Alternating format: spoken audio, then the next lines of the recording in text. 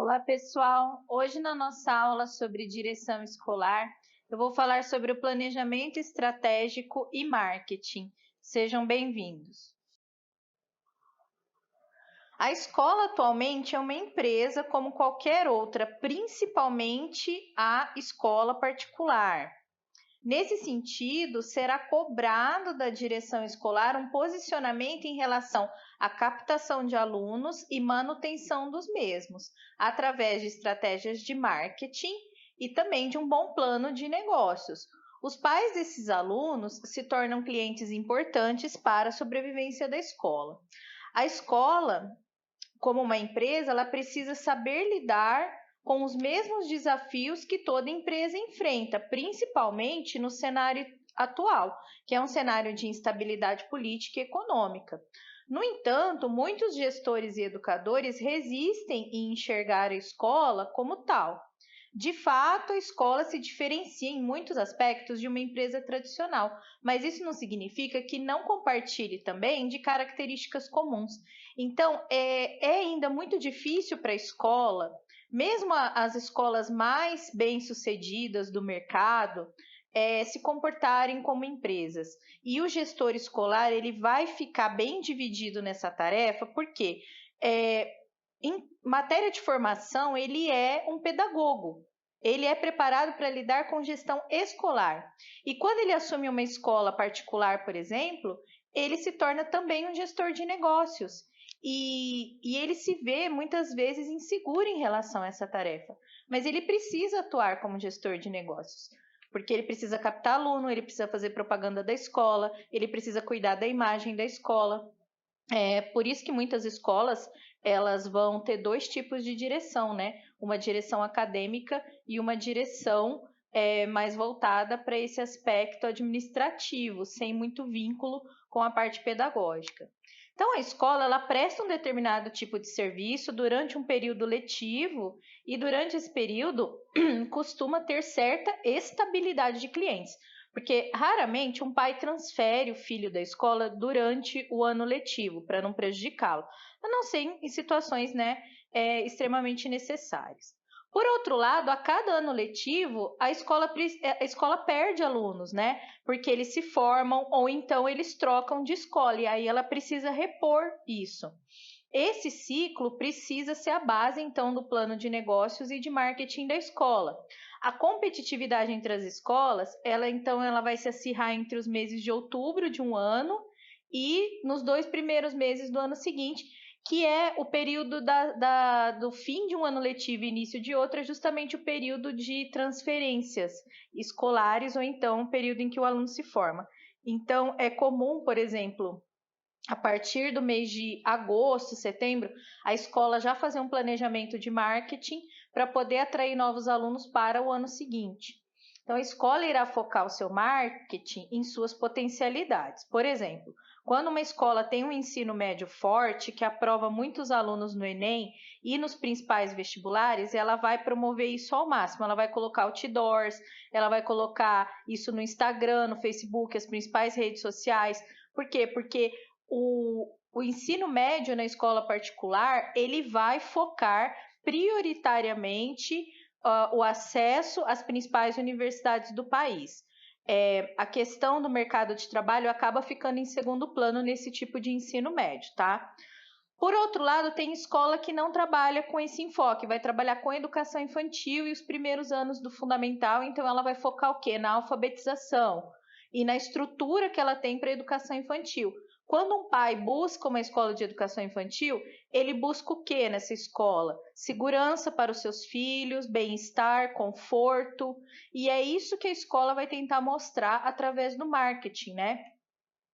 A questão é que a linguagem midiática do setor educacional nem sempre é transparente ou agressiva, como é encontrada em outros setores, fazendo com que o público tenha dificuldade em estabelecer parâmetros e comparar as instituições.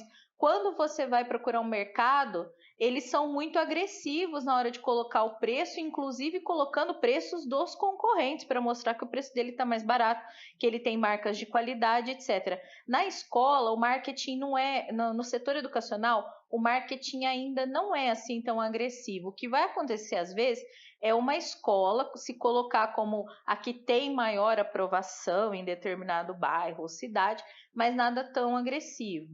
A pandemia do vírus Covid-19 tornou a sociedade, tomou tanto a sociedade global como a economia de surpresa, né? Muitas pessoas se viram desempregadas, outras microempreendedoras e pequenos empresários não podiam abrir seus comércios, e isso foi negativo para a economia do país e do mundo, né?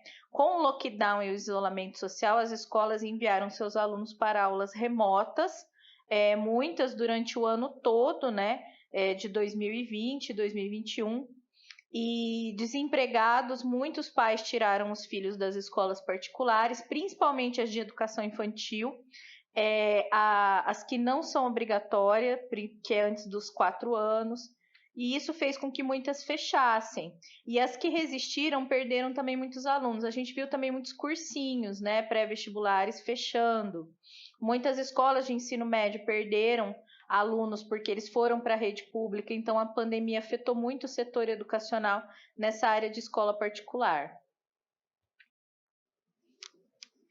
Toda empresa, então, antes de planejar os seus negócios e principalmente o seu marketing, vai fazer uma análise SWOT. Essa análise vem da sigla em inglês, que eu já vou falar, mas ela vai analisar basicamente forças, fraquezas, oportunidades e ameaças. Então, tentando minimizar os resultados negativos e possíveis de uma crise global, como é o caso que que nos afetou e que afetou também o setor educacional, um gestor ele deve analisar o mercado e os recursos disponíveis em sua empresa antes de elaborar um planejamento estratégico para contornar essa crise. Então, a primeira análise a ser feita deve ser a matriz SWOT, ou seja, analisar as forças e as fraquezas da empresa frente às oportunidades e às ameaças no mercado. A palavra SWOT, como pode ser observado na figura ao lado, né? Ela vai significar strengths, forças, weakness, fraquezas, oportunidades e threats, ameaças. Vocês veem no quadro ali que já está traduzido para o português. A sigla SWOT também é conhecida em português pelo acrônimo FOFA, né? Que é Forças, Oportunidades, Fraquezas e Ameaças. Então, toda vez que a gente vai fazer um planejamento de marketing, um planejamento de negócios, a gente precisa analisar o mercado de trabalho e também fazer uma análise interna para conseguir montar essa matriz. A análise do ambiente interno vai avaliar as forças que uma empresa tem, no caso é a escola, né? Então, as capacidades e os recursos, como tecnologia, qualificação dos funcionários, entrosamento das equipes, enfim, tudo que cria uma vantagem competitiva. Por exemplo, uma escola de ensino médio que quer se destacar na aprovação do vestibular e Enem, vai investir num corpo docente poderoso ali, então vai destacar as qualidades dos professores. Professores, às vezes, que são especialistas, mestres, doutores. Também, essa matriz também vai avaliar as fraquezas, né? Como conflitos, falta de rendimento, baixa produtividade, desatualização do sistema de computadores, o baixo salário dos professores, por exemplo, né? Isso é algo que desmotiva o professor, então pode acontecer de ser uma fraqueza. Já uma análise externa nos leva a avaliar as oportunidades que o ambiente externo oferece, ou seja, as variáveis externas que a organização pode explorar ao seu favor. Essa análise também mostra as ameaças, ou seja, fatores que podem prejudicar a empresa. Como a concorrência entre as escolas ela não é tão agressiva, como eu falei, as ameaças do ambiente externo não partem tanto dos concorrentes, partem mais de outros fatores, das próprias fraquezas da escola. Muitas vezes ela perde aluno pelas próprias fraquezas e não necessariamente porque algum concorrente está tirando deles. Tem um exemplo de matriz SWOT aí, de uma empresa de software. É do site Agendor. Tem um link aí para mais exemplos de matrizes para vocês entenderem primeiro como ela funciona, depois eu vou mostrar uma que é da escola, né, propriamente dito. Por exemplo, essa empresa de software, ela tem como força uma excelente plataforma tecnológica, um time de fundadores capaz e motivado, tecnologia própria e difícil de ser copiada. Como fraquezas, é uma marca jovem e ainda desconhecida. Falta de um especialista em marketing na equipe, pouco capital disponível para investimento. As oportunidades: investidores anjos interessados em capitalizar a empresa, novo polo de startups sendo criado na mesma cidade da empresa e alta demanda pela solução desenvolvida pela empresa. As ameaças: alta eminente da taxa de juros, empresa multinacional com solução semelhante vindo para o Brasil, né, uma concorrente forte, déficit no mercado de trabalho de profissionais que dominem as competências necessárias para o crescimento da empresa. Então, você vê uma análise aí muito bem feita, né, do mercado de tecnologia, que é onde está essa empresa, e também das forças e das fraquezas que ela tem interna, né? Então, para mais matrizes, vocês podem acessar aí o link. Além do mercado de trabalho, a empresa precisa analisar o mercado de recursos humanos, composto pelas pessoas dispostas a trabalhar ou que estão trabalhando. Por exemplo, vocês viram na análise SWOT do slide anterior que aquela empresa carece de profissionais capacitados, né, no tipo de tecnologia que ela está trabalhando e desenvolvendo. E isso acaba se tornando uma fraqueza da empresa, né, um empecilho para ela crescer, e está relacionado a essa questão da oferta e da procura. Então, esse mercado de trabalho, né, de recursos humanos, ele é considerado em oferta quando o número de candidatos é maior que o número de vagas disponíveis, que é o que a gente está vendo atualmente na educação, e não é só por causa da pandemia, já vinha acontecendo antes, né, uma superpopulação de formados, de licenciados, de profissionais da educação e poucas vagas no mercado de trabalho. Agora, o contrário, né? O mercado de recursos humanos é considerado em procura quando há mais vagas que candidatos a ocupá-las, como é o caso, por exemplo, daquele setor de tecnologia específico no qual está inserida essa startup que a gente viu na análise SWOT anteriormente. Então, ali eles estão procurando determinados tipos de profissionais. Na área de tecnologia, é mais comum a gente ver o mercado à procura de profissionais capacitados, né, para determinados serviços e não encontrar esses profissionais. Então, na área de educação, a oferta de vagas para essa área é menor do que a procura. Embora esse aspecto já fosse presente antes da pandemia, como eu disse, né, ele já vinha, né, antes da pandemia, a pandemia só agravou o cenário. Então, pensando na possibilidade de ampliação das ofertas de trabalho e da qualificação da mão de obra, em uma situação pós-pandemia, algumas estratégias para a melhoria das condições de trabalho foram discutidas durante a Cúpula Mundial da OIT, em julho de 2020, né, da Organização Internacional do Trabalho, e as estratégias incluem melhorias nas áreas de proteção social, economia informal, de desigualdade social e mudança climática. Então, a gente talvez veja nos próximos anos uma oscilação, uma mudança nesse sentido, mas o fato é que, por enquanto, nós temos mais profissionais de educação do que vagas para absorver esses profissionais, tá? Aqui eu tenho uma análise SWOT de uma escola fictícia, né, particular. Como pontos fortes ou forças, ela tem a capacidade, qualificação e experiência dos professores, isso é importante. Trabalho em equipe, informatização, colaboradores capacitados e acolhedores. Se você vai ter uma escola de educação infantil, é importante que não só o corpo docente seja qualificado, mas quem vai trabalhar com as crianças indiretamente também. A merendeira, os funcionários da limpeza e etc. Porque todos eles vão lidar com as crianças, mesmo que indiretamente. Então, eles precisam fazer o trabalho muito bem feito e também ser acolhedores, simpáticos, né? Os pais vão ficar de olho nisso. Como pontos fracos, essa escola tem uma falta de atualização, métodos ultrapassados, falta de material, desorganização, acúmulo de tarefas. Isso aqui eu coloquei os pontos fracos que a gente vê em muitas escolas, tá? Muitas escolas ainda usam o método tradicional, isso não está de acordo com a nova base, acaba destoando do material, o material também acaba escasso em algumas escolas, mesmo particulares. Você vê falta de papel higiênico, de papel toalha, de álcool em gel nas escolas. Isso tudo acaba afetando ali, acaba se tornando um ponto fraco da escola. Acúmulo de tarefas por parte dos colaboradores, isso faz com que os serviços acabem mal feitos ou incompletos, né? Então é preciso ficar de olho nisso. Falta de atualização também em relação à informatização da escola, né? Não ter recursos tecnológicos disponíveis, como um bom Wi-Fi, um bom sistema de computadores, bons laboratórios, né?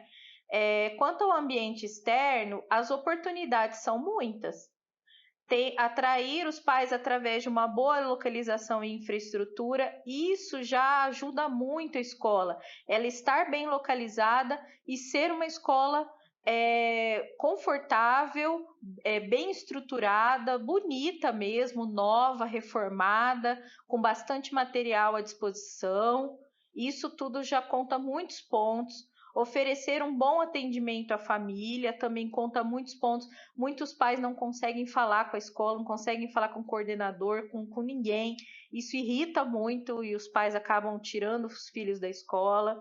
Apresentar um planejamento didático transparente e democrático, que eu já falei, inclusive, na outra aula. Se a gestão não for democrática, não for transparente, os pais não gostam. Nenhum pai gosta, nem da escola pública, nem da particular. Uma ameaça, o custo de manutenção, né, se for muito caro manter essa escola, mais do que eles recebem em mensalidades. A inadimplência é muito alta em escolas particulares, né?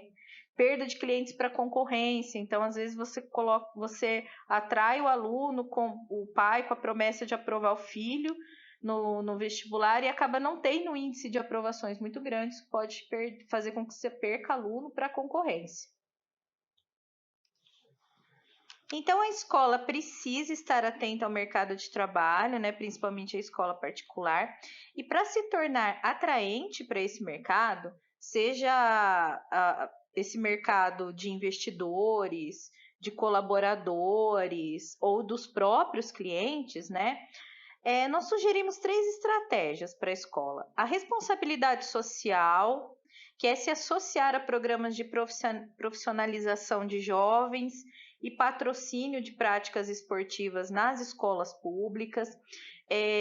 Toda empresa atualmente precisa ter uma responsabilidade social e a escola ela vai ter essa responsabilidade de uma maneira muito mais ampla, porque a escola representa a sociedade.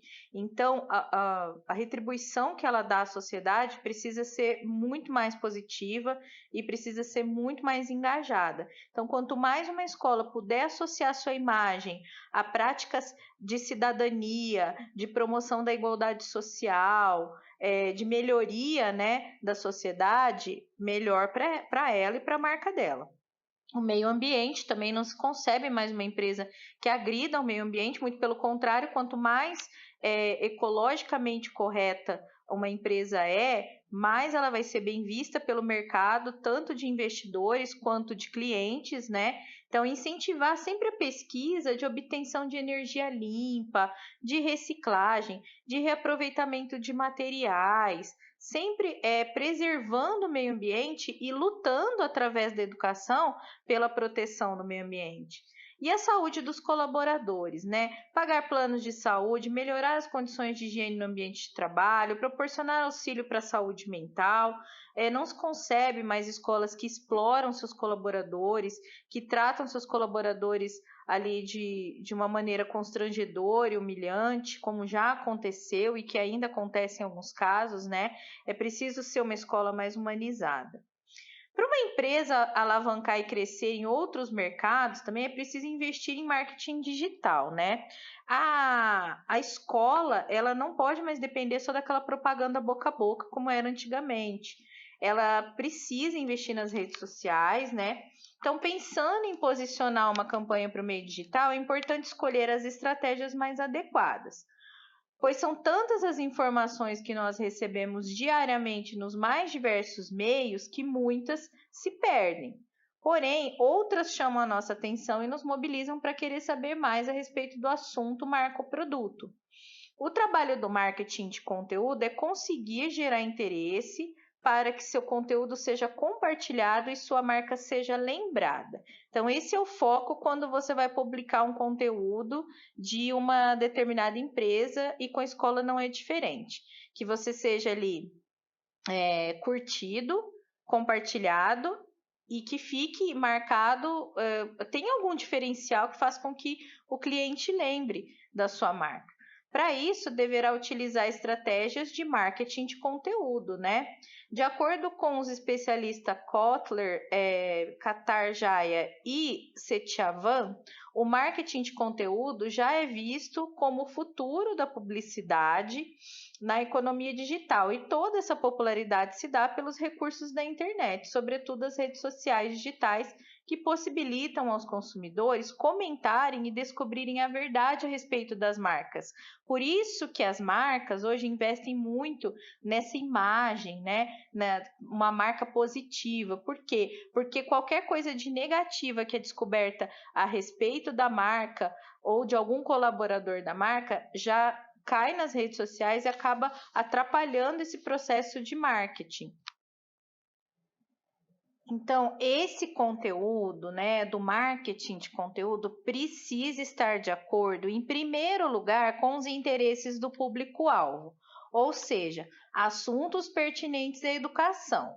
Então, nós temos aí um cronograma de fixação de metas, que é ampliar a divulgação nas redes sociais, conquistando fidelidade do público-alvo, ou seja, que a pessoa se inscreva no seu canal, que ela passe a te seguir no Instagram, engajamento, né, que a pessoa vai curtir, vai comentar, vai compartilhar, interação e compartilhamento dos conteúdos. Mapeamento do público, para fazer um levantamento do público-alvo, deve-se fazer um rastreamento das hashtags ligadas aos setores educacionais para mapear perfis, caracterizá-los e assim descrever suas necessidades e desejos. É importante aí olhar a concorrência, ver quais hashtags eles estão usando para você se colocar na mesma hashtag. Uma outra dica de compartilhamento é usar hashtags que estão em alta no momento, né? Você coloca ela na sua marcação de conteúdo. Concepção e planejamento de conteúdo. Então, depois que você planeja o tema, né, do conteúdo, ele vai ocupar um lugar de destaque seguido das principais informações. Você precisa fazer um resumo das principais informações. O texto da internet precisa ser enxuto, tá? Criação do conteúdo propriamente dito, né? Definir uma equipe responsável dentro da escola para a seleção dos temas e as informações, elaboração do texto, inclusive fazendo a revisão desse texto, e criação de vídeos, de imagens que vão vir ligadas a esse texto. Pode ser uma imagem, uma arte ali, né, feita por uma agência de marketing ou dentro da própria escola, né, para divulgar um determinado conteúdo.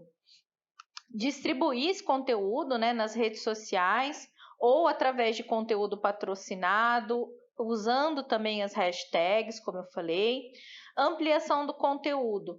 Pode dar brindes, por exemplo, os primeiros 50 pais que fizerem matrículas vão ganhar um uniforme, ou parte do uniforme, ou parte do material escolar, né? Ou mesmo um brinde mais simples. E promoções também, né, para o uso das hashtags e compartilhamentos. Olha, nós vamos sortear aí uma bolsa de estudos de 30%, de 40%. Uma dica importante para quem está trabalhando com educação básica é se espelhar no marketing do ensino superior, né? O que as faculdades fazem. Elas sorteiam muito bolsas de estudos, brindes desse tipo, né? Relacionado a livros, a material escolar, ao próprio uniforme, que é um peso, né, no bolso dos pais. E aí o encadeamento midiático é a interpenetração, né, de 3 níveis midiáticos: a mídia de massa, a mídia segmentada ou de nicho e a micromídia digital. Isso é importante que a escola conheça para fazer o seu marketing. As mídias de massa são centralizadoras e padronizadoras, né? Os grandes canais de televisão, por exemplo.